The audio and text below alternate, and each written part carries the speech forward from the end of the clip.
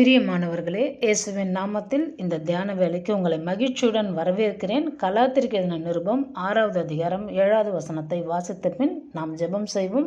பிறகு இன்றைக்குரிய விதைப்பும் மறுப்பும் தொடரை தியானிப்போம். மோசம் போகாதிருங்கள், தேவன் தம்மை பரியாசம் பண்ண ஒட்டார். மனுஷன் எதை விதைக்கிறானோ அதையே அறுப்பான். ஜெபிப்போம். அன்பும் இரக்கமுள்ள நல்ல பிதாவே, இயேசுவின் நாமத்தினாலே உம்மிடத்தில் வருகிறோம், நன்றி செலுத்துகிறோம். சர்வ வல்லமையுள்ள ராஜா, எங்கள் மத்தியிலே உலாவுகிறவரை உமக்கு நன்றி செலுத்துகிறோம். நன்றி பிதாவே, எப்பேற்பட்ட தயவுள்ள தேவனை நாங்கள் தொழுது கொள்ளும்படிக்கு எங்களுக்கு கொடுக்கப்பட்ட இந்த வாழ்க்கைக்காக, இந்த வாய்ப்புக்காக நாங்கள் நன்றி செலுத்துகிறோம். பரலோகத்திலே உம்முடைய சித்தம் செய்யப்படுகிறது போல எங்கள் பூமியில், எங்கள் வாழ்க்கையில், எங்கள் வீட்டில், எங்கள் குடும்பங்களில், எங்கள் தேசத்தில், எங்கள் சபையிலும் ஊழியத்திலும் உம்முடைய சித்தம் நிறைவேறும்படிக்கு ஒப்பு கொடுக்கிறோம்.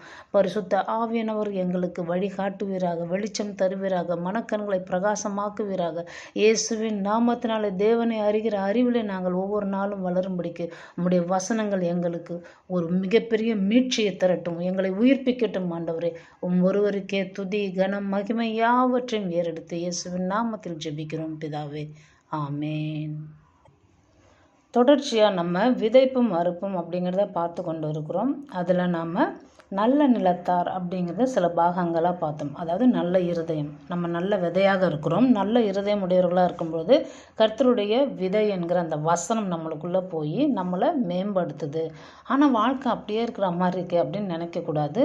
நம்மளை செழிக்க செய்கிறவர் இயேசுவே அப்படிங்கிறத நம்ம பார்த்தோம். அப்போ செழிப்புக்கு காரணம் இயேசு தான். செழிப்புனா வெறும் பொருளாதாரம் மட்டும் இல்லை, குறிப்பாக நம்ம அதை தியானிக்கிறோம். ஆனால் ஒன்று புரிந்து கொள்ளணும், எல்லாவற்றிலும் நாம் செழிக்க வேண்டும். ஞானத்தில் ஒரு செழிப்பு இருக்கணும், தொடர்ந்து செழித்து கொண்டே இருக்கணும். போதுங்க, எனக்கு கொஞ்சம் ஞானம் கட்டிடுச்சு, போதும், நான் இப்படியே இருந்துக்கிறேன். இல்லை, நீங்கள் இயேசு போல் மாறணும்னா இயேசுக்கு எவ்வளோ ஞானம் இருந்திருக்கும் யோசிக்கிறீங்களா? அதெல்லாம் புரிந்து கொள்ளணும். அப்போ நீங்கள் இயேசு போல் மாறணும்னு ஆசைப்பட்டு பாட்டு பாடினா போதாது. நீங்கள் இயேசு சொல்கிற வழியில் நடக்க அவரை பிரதிபலிக்கிறவர்களாக மாறிடுவீங்க. ஸோ அதனால தான் இதெல்லாம் குறித்து நம்ம பார்க்குறோம். அப்போது நல்ல நிலமாக நம்ம இருக்கிறோம், நல்ல இருதயத்தாராக நம்ம இருக்கிறோம். அப்படி இருக்கும் பொழுது நாம் இன்னும் வாழ்க்கையில் முன்னேறுவதற்கு தேவன் என்ன பண்ணுறாரு? இந்த விதைப்பு மறுப்பை ஒழுங்காக செய்ய, நீ கரெக்டாக விதைச்சாதான் சரியான அறுவடையை பார்க்க முடியும். ஏதாவது ஒன்று நீ பாட்டு உன் இஷ்டத்துக்கு விதைச்சி விட்றாத அப்படிங்கிறார். அதனால தான் நம்ம ஒரு வசனத்தை வாசித்தோம். கலாத்தியர் 6:7 வாசித்தோம் இல்லையா? தேவன் தம்மை பரியாசம் பண்ண ஒட்டார். ஏன்னா நிறைய பேர் நம்மளை பார்த்து என்ன சொல்லிடுறாங்க? இவங்க கிறிஸ்தவங்க, இவங்க ஏழை பரதேசி, தலையில் எண்ணெய் இல்லை பாருங்கள், ட்ரெஸ்ஸு பாருங்கள், ஒரு பொலிவே இல்லை, முகத்தில் பாருங்கள் கலையே இல்லை, அழுது வடியுது, அவங்க பாருங்கள் எப்படி இருக்கிறாங்க அப்படியெல்லாம் சொல்கிறாங்க. கிறிஸ்தவங்கன்னா தலையில் எண்ணெய் வைக்கக்கூடாதானே? அப்படி இருக்கா? இயேசு இப்படியெல்லாம் செஞ்சுருப்பாரா? நிறைய பேர் இயேசு உதாரணம் காட்டுறாங்க. இயேசு ரொம்ப ஏழையாக இருந்தார், அவர் ரொம்ப கஷ்டப்பட்டார் அப்படின்னு உதாரணம் காமிச்சிடுறாங்க. நிறைய பேர் கிறிஸ்தவத்திலே எண்ணெய் இல்லை, இது இல்லை, அது இல்லை, நம்ம இப்படி தான் இருக்கணும் அப்படிலாம் இருக்குது. ஆனால் இயேசு நம்மளை நல்ல எண்ணெய் வச்சு நல்லா சூப்பராக இருங்கன்னு சொல்கிறாரு. மத்தேயு 6வது அதிகாரம் 17-18 வாசித்து பார்த்தீங்கன்னா உங்களுக்கு தெரியும். நீயோ உபவாசிக்கும் பொழுது உன் தலைக்கு நல்லா எண்ணெயை பூசி என்ன பண்ண? ஜபம் பண்ணு, முகத்தை கழுவுங்கிறாரு. நம்மளை நல்லா பளிச்சுன்னு இருக்க சொல்கிறவர் நம்ம தேவன். இதெல்லாம் நம்ம புரிஞ்சுக்கொள்ளணும். நம்மளை மற்றவங்க பார்க்கும்பொழுது கிறிஸ்துவை நம்மள பிரதிபலிக்கணும். நம்ம வார்த்தையில், நம்ம நடந்து கொள்ளுகிற விதத்தில், எல்லாவற்றிலும் பிரதிபலிக்கிறவர்களாக நம்ம இருக்கணும். அது ரொம்ப முக்கியம் பாருங்கள். நம்ம பளபளப்பாக ட்ரெஸ்ஸு நகைலாம் போட்டுக்கிட்டால் பிரதிபலிச்சிருவோமா? உள்ள மனம் அழுக்காக இருந்தால் பிரதிபலிச்சிட முடியுமா? முடியாது இல்லையா? ஸோ அதனால தான் கிறிஸ்துவை நம்ம பிரதிபலிக்கிறதுக்கு முதல்ல நம்ம என்ன செய்யணும்? முதலாவது ஆண்டவரை தேடணும். மத்தேயு 6:33 நம்மளுக்கு அதை தானே சொல்லி தருது. அவருடைய ராஜ்யத்தையும் அவருடைய நீதியும் நம்ம தேடும் பொழுது தான் எல்லாமே நம்மளுக்கு கொடுக்கப்படும். அப்போ நம்மளுக்கு செழிப்பு, நம்மளை செழிக்க செய்கிறவர் இயேசு. அவர் நம்மளை நல்ல அற்புதமான ஒரு உயர்வில் நடத்துகிறாருன்னா, எல்லாமே உங்களுக்கு கொடுப்பான்றாருன்னா நம்ம என்ன செஞ்சால் கொடுப்பாரு? முதல்ல அவரை தேடணும். அவருடைய ராஜ்யம், அவருடைய நீதி. அவருடைய ராஜ்யம்னா என்னதுங்க? அவருடைய ஆளுகை. அவர் நம்மளை ஆளுகை செய்யணும், நம்ம ஆளுகை செஞ்சுக்கிட்டு இருக்கக்கூடாது. அவரை நம்மளை ஆளுகை செய்ய விடணும். அவர் தான் நம்ம பிரெட் வின்னர், அவர் தான் நம்ம தலைவர், அவர் தான் நம்ம அப்பா, அவர் தான் நம்ம குடும்ப தலைவர், அவர் தான் நமக்கு எஜமான். வேறு எஜமானை தேடி நம்ம போகக்கூடாது. 2 எஜமானங்களுக்கு ஊழியம் செய்ய ஒரு நாளும் கூடாது. சென்ற பகுதியில் பார்த்தோம் இல்லையா? அப்போ அவர் தான் நம்ம எஜமான், அவர் தான் நம்மளை ஆளுகை செய்யணும். அப்போ அவருடைய ராஜ்யத்தை தேடுனா அவர் நம்மளை ஆளுகை செய்ய நம்ம விடணும். தினமும் கேட்கணும் காலைல ஜெபிக்கும்போது, நீங்கள் என்ன ஆளுகை செய்யுங்க, வேறு யாரும் எதுவும் என்ன ஆளுகை செய்ய வேண்டாம், நானே கூட என்ன ஆளுகை செய்ய வேண்டாம், நீங்கள் என்ன ஆளுகை செய்யுங்கன்னு கேளுங்க. அப்போ அவருடைய நீதிங்கிறது என்னதுங்க? நீங்கள் அவருடைய நீதியில் நடக்கிறது, நீங்கள் கீழ்ப்படியணும். அவர் உங்களை ஆளுகை செய்கிறாரு, மகளை இதை செய்யுமா, மகனே இதை செய்ப்பா அப்படி சொல்லும்போது அதை நீங்கள் கீழ்ப்படியறது தான் நீதி. நீதினா என்னது? என்னோட நீதியை செய், நான் சொல்கிறத செய், என் வழியில் நடங்கிறாரில் நம்ம அதுக்கு கீழ்ப்படியது. எல்லாம் தாங்க செய்கிறேன், ஆனாலும் என் துன்பத்துக்கு முடிவில்லையே அப்படின்னு நம்ம நினைக்கிறோம். ஒரு உதாரணம் சொல்கிறேன். நம்மளுடைய காலங்களை தேவன் மாற்றுவார். நம்ம ஆண்டவர் சொல்கிறதெல்லாம் செய்கிறோம், ஆண்டவரோட வழியில் நடக்கிறோம்னா நீங்கள் ஒன்று புரிஞ்சு கொள்ளுங்கள், கடைசி வரைக்கும் உங்கள் நிலை இப்படியே தாழ்ச்சியிலே இருக்கும்னு நினைக்காதீங்க. நிச்சயமாக மாறும். இப்போது கல்யாணம்னு ஒன்று வருது, உங்களுக்கு புரியணுன்றதுக்காக எளிமையாக சொல்கிறேன். ஒரு கல்யாணம் நடத்த போகிறாங்கன்னா அதுக்கு உண்டான ப்ரிப்பரேஷன் வீட்டில் நடக்கும். பார்த்துருக்கீங்களா? ஒரு பிள்ளைக்கு கல்யாணம் நடத்துகிறாங்க, பொம்பளை பிள்ளைன்னா ரொம்ப ஈஸியாக புரியும். ஒரு பொம்பளை பிள்ளைக்கு கல்யாணம் நடத்த போகிறாங்க, மாப்பிள்ளை பார்க்குறாங்க அப்படின்னா என்ன பண்ணுவாங்க? கடன்னு வீட்டில் அந்த பிள்ளைக்கு பட்டு புடவை வாங்குறதும், நகை வாங்கி கொஞ்சம் கொஞ்சமாக அதுக்கு ரெடியாகுவாங்க வீட்டில். அப்போ அந்த திருமணத்துக்கு வேண்டிய அந்த மண்டபம்லாம் ஃபிக்ஸ் பண்ணுவாங்க. அப்போ அந்த பிள்ளைக்கு கல்யாணம் ஆயிடுச்சு, அடுத்த சீசன் வந்துடுச்சு. புரியுதுங்களா? அப்போ அந்த கல்யாண சீசன் வருது, கல்யாண காலம் வருது, கல்யாணம் முடியுது. அந்த பிள்ளை இப்போ எதுக்கு ரெடி ஆகும்? பிள்ளை பெற்றெடுக்க ரெடி ஆகிடும். பிள்ளை பெற்றெடுக்க ரெடி ஆகும்பொழுது இப்போ கன்சீவ் ஆகிட்டாங்க, அடுத்தது எதுக்கு ரெடி ஆவாங்க? டெலிவரிக்கு ரெடி ஆவாங்க. அதுக்கு அடுத்தது எதுக்கு ரெடி ஆவாங்க? அந்த குழந்தைய நல்லா வளர்த்து பிள்ளைய பள்ளிக்கூடத்துக்கு அனுப்புறதுக்கு.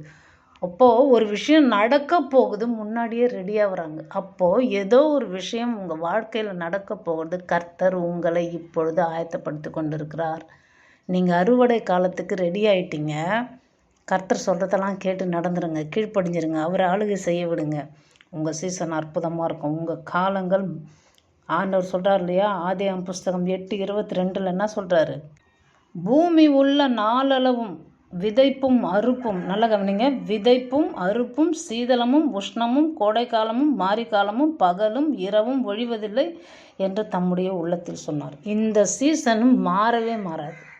அதாவது இந்த சீசன் வரும், அடுத்தது அந்த சீசன் வரும், இந்த சீசன் வரும், அடுத்தது அந்த சீசன் வரும், இப்படி சீசன் மாறிக்கிட்டே இருக்குது.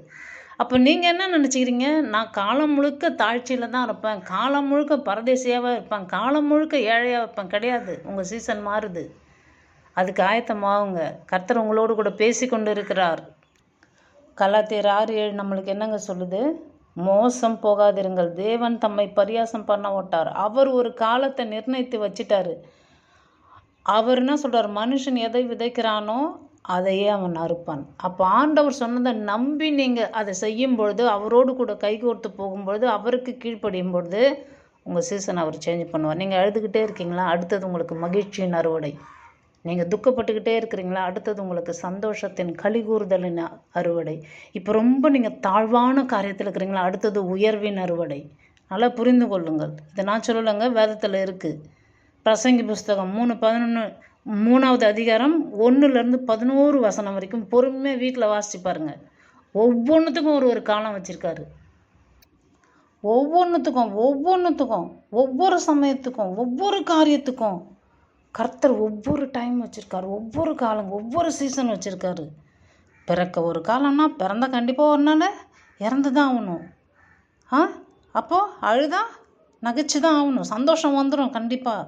கற்களை எரிந்து விட காலம், கற்களை சேர்க்க ஒரு காலம், தேட ஒரு காலம், இழக்க ஒரு காலம், காப்பாற்ற ஒரு காலம், கிழிக்க ஒரு காலம், தைக்க ஒரு காலம். 8வது வசனம் பாருங்கள். சிநேகிக்க ஒரு காலம், பகைக்க ஒரு காலம்.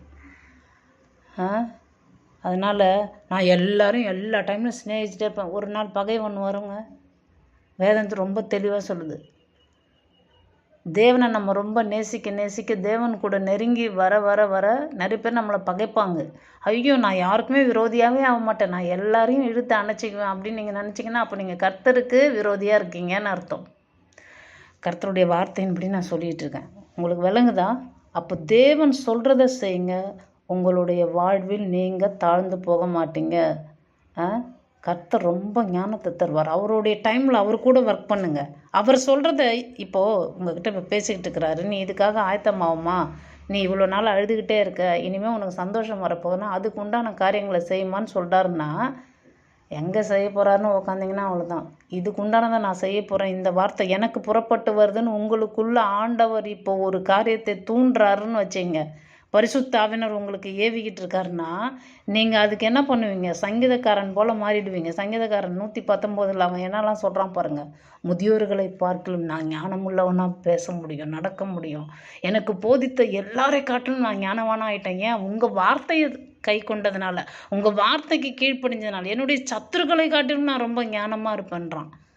நீங்கள் அப்படிப்பட்ட ஞானத்தில் வளர முடியும். ஏன்னா ஞானம் ரொம்ப முக்கியம். கர்த்தருடைய பிள்ளைகள் ஞானமாக இருக்கணும். அன்பாக இருந்தால் மட்டும் போதாது, புரியுதுங்களா? நிறைய பேர் இதுதான் பேதை கிறிஸ்தவர்கள்னு எங்களுக்கு சொல்லி கொடுத்த போதகர் சொல்லி தந்தாங்க பாருங்கள். பேதை கிறிஸ்தவர்களாக இருக்காதீங்க. அதனால் நீங்கள் அன்பாக இருந்தால் போதாது, அந்த அன்புக்கு கட்டாயமாக அறிவு இருக்குது. ஏன்னா அவர் பேரை ஞானமானவர். நம்ம ஆண்டவராக இயேசு கிறிஸ்துவ வேதத்தில் ஞானமானவர்னு சொல்லியிருக்கு. அப்போ அந்த ஞானம் நம்மளுக்குள்ளே இருக்கார், புரியுதுங்களா? அப்போ நீங்கள் நிதானித்து நடக்கணும். லூக்கா 12:54 56 வசனம் வரைக்கும் வாசித்து பார்த்தீங்கன்னா அங்கே என்ன போட்டிருக்கு? மேற்கே மேகம் எழும்புச்சுன்னா மழை வரும்னு சொல்கிறீங்க, அப்படியே ஆகுது. தென்றல் அடிக்கிறத பார்த்தீங்கன்னா உஷ்ணம் உண்டாகுன்னு சொல்கிறீங்க, அப்படியே ஆகுது. அப்போது எல்லாத்தையும் நீங்கள் ஆராயிறீங்களே, நிதானிக்கிறீங்களே, இதை உங்களுக்கு நிதானிக்க தெரியலையான்னு கேட்குறாரு. அப்போனா நம்மளால் நிதானிக்க முடியும். நம்மளுக்குள்ளே தேவன் நிதானிக்கிற ஒரு ஞானத்தை கொடுத்துருக்குறாரு. ஹலோ, மழை வர மாதிரி காற்று வருது, இருட்டாக மேகம் வந்துடுது, என்ன பண்ணிடுறோம்? கடகடன்னு ஜன்னல்லாம் சாத்திடுறோம், வீட்டுக்குள்ளே தண்ணி வரக்கூடாது. மேலே துணியெல்லாம் காய வச்சோம்னா கடகடன்னு எடுத்துகிட்டு வந்துடுறோம். பரவாயில்ல அப்படியே இருக்கட்டும்னு விட்டு வைக்கிறோமா? அடுத்தது மழை வரப்போகுது, மழை வர்றதுக்கு முன்னாடி இதெல்லாம் செய்கிறோம். அப்போனா ஒரு காரியம் இப்போ நடக்க போகுது, அதுக்கு முன்னாடி நான் என்ன செய்யணுமோ அதை செய்கிறோம் பார்த்தீங்களா? அதுதான் அந்த ஆயத்தம், புரியுதுங்களா? அந்த சீசனுக்கு நீங்கள் ரெடி ஆகிட்டிங்கன்னா நீங்கள் சேஃபாகிடுவீங்க. அந்த சீசனுக்கு ரெடி ஆகலைன்னா மாட்டிக்கிட்டு முழிப்போம். நிறைய தரம் ஆண்டவர் நம்மக்கிட்ட அப்படி தான் சொல்லித்தரார் ஒவ்வொரு முறையும். என்னோடய லைஃப்பில் நான் இது வரைக்கும் பார்த்ததில் கற்றுக்கொண்டேன். இது சில பேர் சொல்லுவாங்க, எனக்கு அவ்வளோவா விளங்காது. இப்போ நம்ம அந்த காலகட்டத்தில் நம்ம போகும்பொழுது சில பாடுகள் வழியாக நம்ம செல்லும்பொழுது ஆமாம் கரெக்டு, ஆண்டவர் நம்மளுக்கு உணர்த்துறாரு, நம்ம அதை புரிஞ்சிக்காமல் விட்டுட்டோம், அப்போ நம்ம இதுக்கு இப்படி ஜெபிக்கணும், இந்த மாதிரி சூழ்நிலை வரும்பொழுது இதுக்கு நம்ம ஆண்டவர்கிட்ட ஒப்பு கொடுக்கணும், அப்படியெல்லாம் கற்றுக்கொண்டோம் பாருங்கள். அப்போது இப்போ உங்ககிட்ட ஆண்டவர் கற்றுக்கொள்ள சொல்கிறாரு, ரெடி ஆயிருங்க, கர்த்தர் சொல்கிறத கேட்டுருங்க. கர்த்தர் என்னெல்லாம் உங்ககிட்ட இன்றைக்கி சொல்கிறாரு அதெல்லாம் செய்ய ஆரம்பிங்க, புரியுதுங்களா? இந்த வசனத்தில் ஏதாவது ஒரு சில வசனம் கட்டாயமாக உங்களுக்குள்ளே ஒரு மிகப்பெரிய மாற்றத்தை கொண்டு வரும். நான் நம்பிக்கையோடு இதை சொல்கிறேன், கண்டிப்பாக கொண்டு வரும். ஒரு மனுஷனை பற்றி நம்ம பார்க்கலாம். அவனை பற்றி உங்களுக்கு தெரியும், சகீவுங்கிறவன். அவனை தெரியும் இல்லையா? ஆயக்காரன், டேக்ஸ் கலெக்டரு. அவனை யாருக்குமே பிடிக்காத ஊரில். ஏன்னா ஆயக்காரர்களை அந்த ஜனங்கள் வெறுக்கிறாங்க, அவங்க அநியாயமாக வட்டி வாங்குறாங்க அப்படின்னு சொல்லிட்டு உங்களுக்கு எல்லாமே தெரியும். அப்போது அவன் இயேசுவை பற்றி கேள்விப்படுறான், தன்னோட பாவத்துக்கு மன்னிப்பே இல்லை அப்படின்ட்டு அவன் உணர்றான். எல்லாருமே அவனை ஒதுக்கி வைக்கிறாங்க. அவன் ஆள் வேறு கொஞ்சம் குள்ளமாக இருக்கான். என்ன தான் வசதி படித்தவனாக இருந்தாலும் அவனுடைய உருவம், அவன் செய்கிற வேலை இதெல்லாம் பார்த்து பயங்கரமாக அவனை ஒதுக்கி வைக்கிறாங்க. அவனை மோசமான ஆள், பாவினை தீர்த்துடுறாங்க. ஆனால் ஆண்டவராகிய இயேசு கிறிஸ்து அந்த வழியாக வரும்பொழுது அவன் மரத்து மேலே ஏறி, இதெல்லாம் உங்களுக்கு தெரியும்ல, ஏற்கனவே பைபிளில் வாசிச்சிருப்பீங்க. மரத்து மேலே ஏறி நிற்கிற அந்த இடத்துக்கு கரெக்டாக அவர் அவனை தான் பார்க்குறாரு. அவன் கண்ணு அவரை பார்க்குது. அவரை எப்படியாவது பார்த்தணும்னு அவன் ஆயத்தமாயிட்டான் இல்லையா? இப்போ அவனை பார்த்துட்டாரு. அதுதான் அந்த கரெக்டான சீசன், புரியுதுங்களா? இது இயேசுவின் காலம். இது ஏதோ ஒரு காலம், இது ஏதோ கேடு காலம், இது ஏதோ ஒரு மழை காலம், இது ஏதோ ஒரு வெயில் காலம்னு நினச்சிக்காதீங்க. இது இயேசுவின் காலம். இயேசு சொல்கிறத நீங்கள் செஞ்சு பாருங்கள். உங்களுடைய காலம் அவருடைய கரத்தில் இருக்குங்க. யோபு சொல்கிறாரு, சங்கீதக்காரன் சொல்கிறான், அவருடைய கரத்தில் நம்ம காலங்கள் இருக்குது. நம்ம சீசன், நம்முடைய ஒவ்வொரு காலங்களும் தாழ்வானாலும் உயர்வானாலும் நம்மளுக்கு அழுகையாக இருந்தாலும் சந்தோஷமாக இருந்தாலும் அவருக்குள்ளே இருக்குது நம்மளுக்கு. நம்ம அதெல்லாம் புரிந்து கொள்ளணும். அப்போது லூக்கா 19:8 என்ன நடக்குது பாருங்கள். அவன் என்ன சொல்கிறான் பாருங்கள். சகேயு, இயேசு அவங்க வீட்டுக்கு போகிறாரா, அவனுடைய பேச்சே மாறிடுச்சு. அவன் அதுக்கு ரெடி ஆகிட்டான். சகையை நின்று கர்த்தரை நோக்கி, ஆண்டவரே, என் ஆஸ்திகளில் பாதியை ஏழைகளுக்கு கொடுக்கிறேன். நான் ஒருவனிடத்தில் எதையாகிலும் அநியாயமாக வாங்கினது உண்டானால் நாளத்தனையாய் திரும்ப செலுத்துகிறேன். எல்லாரும் அவனை பைத்தியக்கார மாதிரி பார்த்துருப்பாங்களே, என்ன இவன் லூசாட்டம் வளரிட்டு இருக்கிறான், அப்படி தானே பார்த்துருப்பாங்க. 4 பேர் 4 விதமாக பேசுவாங்க, 4 இடத்துல பேசுவாங்க. 4 பேர் 4 விதமாக 4 இடத்துல போய் இவனை பற்றிலாம் பேசுவாங்கள்ல. அவன் எதை பற்றியும் கவலைப்படல, நாளைத்தனையாக நான் திரும்பி தந்துடுறேன் அப்படிங்கிறான். யோசிச்சு பாருங்கள், இயேசு உள்ளத்தில் வந்துட்டதும் அடுத்தது ரட்சிப்பு. எனக்கு ரட்சிப்பு வந்துருச்சு, என் வாழ்க்கையே மாறிடுச்சு டோட்டலாக. இனிமேல் நான் செத்தா கண்டிப்பாக அவரோட கூட தான் போய் இருக்க போகிறேன், அவருக்கு பிடிச்சதை செய்ய போகிறேன். முதலாவது தேவனுடைய ராஜ்யத்தின் நீதியும் தேடுங்கள். அந்த தேவனுடைய ராஜ்யம் ஆளுகை இவங்க வீட்டுக்குள்ளே வந்துடுச்சு. இயேசு இவங்க வீட்டுக்குள்ளே வந்துட்டாரு. இவனுக்குள்ளே இப்போ நீதி வந்துடுச்சு. இவன் நீதியை தேடுறான். என்ன பண்ணுறான்? ஒரு வார்த்தைக்கு கீழ்படுறான். ஆண்டவரே, நான் செலுத்துகிறேன்றான். எத்தனை பேர் உங்களில் தேவனுக்கு உரியதை தேவனுக்கே செலுத்துறீங்க? ஆண்டவருக்குரியதை பதுக்கி வைக்காமல் நீங்கள் ஆண்டவருக்கு செலுத்துறீங்களா? உங்களுடைய சீசனை கர்த்தர் மாற்ற போகிறார். பயப்படாமல் ஆண்டவரை நம்புங்க, தைரியமாக அவர் வழியில் நடங்க.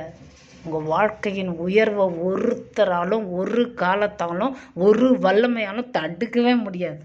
நிச்சயம் முடியாதுங்க. யாக்கோபு 4:17 சொல்லுது, ஆதலால் ஒருவன் நன்மை செய்ய அறிந்தவனாக இருந்தும் அதை செய்யாமல் போனால் அது அவனுக்கு பாவமாக இருக்கும். அப்போ ஆண்டவர் உங்ககிட்ட சொன்னதெல்லாம் நீங்கள் செய்யாமல் போயிட்டீங்கன்னா அது பாவமாயிடும். பாவத்தின் சம்பளம் மரணம் இருக்குது. மரணம்னா நம்ம விழுந்து சாவது தான் மரணம்னு இல்லை.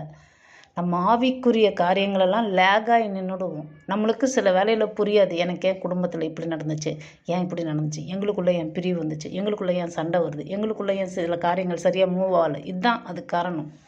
உங்களுக்கு விளங்குதான்? நாளைக்கு என்ன நடக்குதுன்னு நம்மளுக்கு தெரியாது. நம்ம ஜீவன் எப்படிப்பட்டதுன்னு தெரியாது. புரியுதுங்களா? நம்ம ஜெபம் பண்ணுறோம், ஆண்டவரே பரிபூர்ண வாழ்க்கையை தருவீராக, நெடிய வயதோடு நான் இருந்து பூரண வயதுள்ள நீதிமான் போல் மறிப்பேன். நான் ஜெபம் பண்ணுறோம். வாய்க்கிலேயே ஜெபத்தை பண்ணிவிட்டு நம்ம அதில் நடக்கணும் இல்லையா? முதலாவது தேவனுடைய ராஜ்யத்தையும் அவருடைய நீதியும் தேடணும் இல்லையா? ஆண்டவர் நம்மளை ஆளுகை செய்யணும்னு அவரை உயர்த்தி பாடுறோம். நம்ம நீதியில் நடக்கிறோமா? நீதி செய்கிறோமா? நீதியை தேடுறோமா? அப்போ என்னெல்லாம் செய்யணும் அதான் வாசித்து பாருங்கள். வேத வசனங்கள் நம்ம வாழ்கிற வாழ்க்கையின் வழிமுறைகளை சொல்லித்தருது. அதில் நடக்கும் பொழுது சும்மா உலகத்தில் யாரோ ஒரு பணக்காரர் இருந்தாங்க, பெஸ்ட்டு ஞானம் உள்ளவங்க இருந்தாங்க. நீங்கள் ஞானம் உள்ளவங்களாக இருப்பீங்க. அவங்களெல்லாம் விட ஞானம் உள்ளவர்களாக பெஸ்ட்டு ஆண்டவரோட பெஸ்ட்டு பீஸ் தான் நீங்கள் மாறிடுவீங்க. உங்களுக்கு விளங்குதான்? நீங்கள் உங்கள் மனதில் நினைக்கலாம், இவ்வளோ நாள் இப்படி வாழ்ந்துட்டேன், நான் இப்படியே வாழ்ந்து செத்து போகிறேன், பரவாயில்லன்னு நினைக்கலாம். அதுக்காக உங்களை ஆண்டவர் படைக்கலை. புரிந்து கொள்ளுங்கள். இவ்வளோ நாள் எப்படி இருந்தீங்களோ பரவாயில்ல. இந்த நிமிஷம் your best time starts now. Your best time இப்போ தான் ஸ்டார்ட் ஆகுது உங்களுக்கு. அப்படி நினச்சிங்க, அப்படி நினச்சி வாழ ஆரம்பிங்க. கலாத்தியர் 5:22-23 ஆவியின் கனிகளை பற்றி சொல்லியிருக்கு இல்லையா? அன்பு, சந்தோஷம், சமாதானம், சாந்தம், மிச்ச அடைக்கும், இந்த காரியங்கள்லாம் சொல்லியிருக்கு. இதுக்கு விரோதமாக எந்த பிரமாணமும் இல்லைன்னு போட்டிருக்காங்க. வீட்டில் வாசித்து பாருங்கள். இதுக்கு விரோதமாக எந்த பிரமாணமும் இல்லையாம். நீங்கள் கடவுளுக்கு அவருடைய வார்த்தைக்கு கீழ்ப்படிந்து நடக்கும் பொழுது உங்களுக்கு எதிராக சூழ்ச்சி நடந்தாலும், உங்களுக்கு எதிராக காரியங்கள் அதெல்லாம் வேலையே செய்யாது. அதுதான் பிரமாணம், வேறு பிரமாணம் இல்லை. நீ அன்பாக இருக்கியா, உன்னை பகைக்கிற பிரமாணம் உன் மேலே வேலை செய்யாது. நீ சாந்தமாக இருக்கியா, எரிச்சலின் ஆவியின் வேலை உன் மேலே வேலை செய்யாது. நீ விசுவாசத்தோடு இருக்கிறியா, அவிசுவாசிகளுடைய காரியம் உன் மேலே வேலை செய்யாது, உன் குடும்பத்தை தொடாது. இதுக்கு விரோதமான பிரமாணம் எதுவுமே முடியாதுங்க. இதுக்கு விரோதமான பிரமாணம் கிடையாது. நீங்கள் இதுக்குள்ளே வாழ்கிறீங்க, ஆவியின் கனிக்குள்ளே இருக்கிறீங்க. நீங்கள் கொஞ்ச நாளாக தான் வேதம் வாசிச்சிருப்பீங்க, ஆண்டவர் சொல்கிறதுக்கெல்லாம் கீழ்ப்படுகிற பிள்ளைகளாக இருப்பீங்க. சில பேர் 40 வருஷம் 50 வருஷம் ஆண்டவர் தேடுறவங்களாக இருப்பாங்க. எதுலையுமே கீழ்ப்படிய மாட்டாங்க. ஆவியின் கனியே அங்கே இருக்காது. அதனால் உங்கள் வயசு, உங்களுடைய தியானம் இதெல்லாம் பெருசு இல்லை. நீங்கள் ஆண்டவர் சொல்கிறதுக்கெல்லாம் கீழ்ப்படுகிற பிள்ளைகளாக இருக்கீங்களா? உங்களுக்கு விரோதமாக இந்த காரியங்கள்லாம் செயல்படாது. விரோதமான காரியங்கள் உங்களுக்கு விரோதமாக எது எழும்புனாலும் அது வாய்க்காமலே போகும். எபேசியர் 5:8-9 என்ன சொல்லுது? முற்காலத்தில் நீங்கள் அந்தகாரமாக இருந்தீங்க, இப்போ வெளிச்சமாக இருக்கீங்க. வெளிச்சத்தின் பிள்ளைகளாய் நடந்து கொள்ளுங்கள். ஆவியின் கனிங்கிறது நல்ல குணத்திலும் நீதியிலும் உண்மையிலும் விளங்கும். அப்போ ஆண்டவர் பிள்ளையாக நீங்கள் ஆண்டவர் சொல்கிறதுக்கெல்லாம் கீழ்ப்படியும் பொழுது வெளிச்சமாகிடும். நீங்கள் உயரத்துக்கு வந்துடுவீங்க. தேவன் உங்களை அற்புதமாக உயர்த்துவார். ஏன்னா நீங்கள் அவருடைய பிரமாணங்களுக்குள் இருக்கிறீங்க. வேறு பிரமாணம் எதிராக கிரியை செய்ய முடியாது. அதை நீங்கள் நம்பணும். சரியா? நம்ம தொடருவோம். இதை ஜெபித்து நிறைவு செய்வோம். அன்பும் இரக்கமுள்ள நல்ல பிதாவே, இயேசுவின் நாமத்தினால் உம்மிடத்தில் வருகிறோம். இந்த வேலையில் எங்களை தாழ்த்துகிறோம், ஒப்பு கொடுக்கிறோம். தெய்வீக தயவுக்காக நன்றி ஆண்டவரே. எப்பேற்பட்ட மகா தயவுள்ள சர்வ வல்லமை பொருந்திய எங்கள் ராஜனும் எங்கள் ஆண்டவரும் எங்கள் இரட்சகரும் எங்கள் இயேசுவும் மாணவர் எங்களை ஒவ்வொரு நாளும் நடத்துகிற பிதாவை உமக்கு நன்றி செலுத்துகிறோம். கர்த்தாவே, இந்த நாளிலே கூட இந்த காலத்தை மாற்றக்கூடிய வல்லமை உம்முடைய கரங்களிலே இருக்கிறது. இந்த காலத்திற்கு ஏற்றாற் போல எங்களை நாங்கள் மாற்றிக்கொள்ளும்படி இது இயேசுவின் காலம். இயேசுவுக்கு நாங்கள் முதலிடம் கொடுத்து அவருடைய நீதியின் பாதைகளை கீழ்ப்படிந்து நடக்கும் பொழுது, நம்முடைய வார்த்தைகளை கை கொள்ளும் பொழுது எங்களுடைய நம்பிக்கை நிச்சயமாய் ஆண்டவரே வீணாய் போகாதபடிக்கு, எங்களுடைய அழுகைக்கு, எங்களுடைய கண்ணீருக்கு, எங்களுடைய வேதனைகளுக்கு ஒரு முடிவை நீர் வைத்திருக்கிறீர். அடுத்த நல்ல ஒரு எதிர்காலத்திற்கு எங்களுக்கு வாழ்க்கைக்குரிய காரியங்களை, எங்களுடைய நன்மைகளுக்கான, எங்களுடைய ஆசீர்வாதங்களுக்கான காரியங்களை பேசி கொண்டிருக்கிறீர். அதற்காக நன்றி ஆண்டவர். இதை கேட்டுக்கொண்டிருக்கிற ஒவ்வொரு பிள்ளைகளையும், ஒவ்வொரு குடும்பத்தையும் உடைய கரங்களிலே ஒப்புக்கொடுக்கிறேன். இவர்கள் தயாராகட்டும், ஆண்டவருடைய நீதியின் பாதையில் நடக்கட்டும். இந்த இயேசுவின் காலத்திலே இவர்கள் விதைப்புக்கேற்ற அறுவடை அற்புதமாக இவர்கள் பெற்றுக்கொள்ளட்டும். உமக்கு சாட்சியாய் வாழட்டும்.